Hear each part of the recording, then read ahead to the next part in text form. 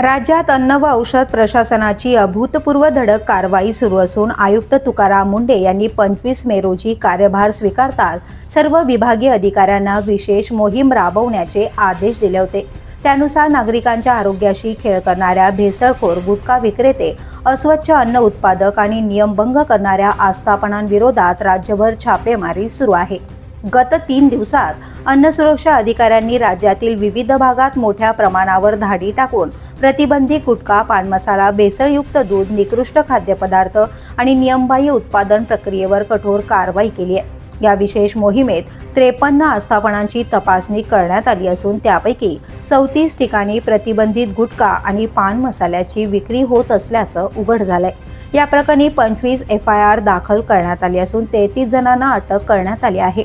तसेच 5 वाहने जप्त करून 27 आस्थापना सील करण्यात आल्या। या कारवाईत तब्बल 20 लाखांहून अधिक किमतीचा मुद्देमाल जप्त करण्यात आलेला आहे। त्यांमध्ये बृहन्मुंबई विभागात सर्वाधिक कारवाई करण्यात आली असून 19 आस्थापना सील करण्यात आल्या। दरम्यान निकृष्ट बाटलीबंद पाणी आणि अन्य खाद्यपदार्थांवरही प्रशासनाने कारवाईचा बडगा उगारलाय।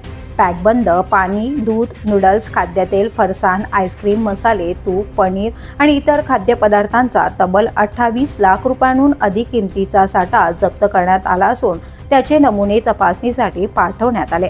सार्वजनिक आरोग्याशी कोणतीही तडजोड सहन केली जाणार नाही असा स्पष्ट इशारा देत अन्न व औषध प्रशासनाने ही धडक मोहीम पुढेही सुरू राहणार असल्याचं स्पष्ट केलंय।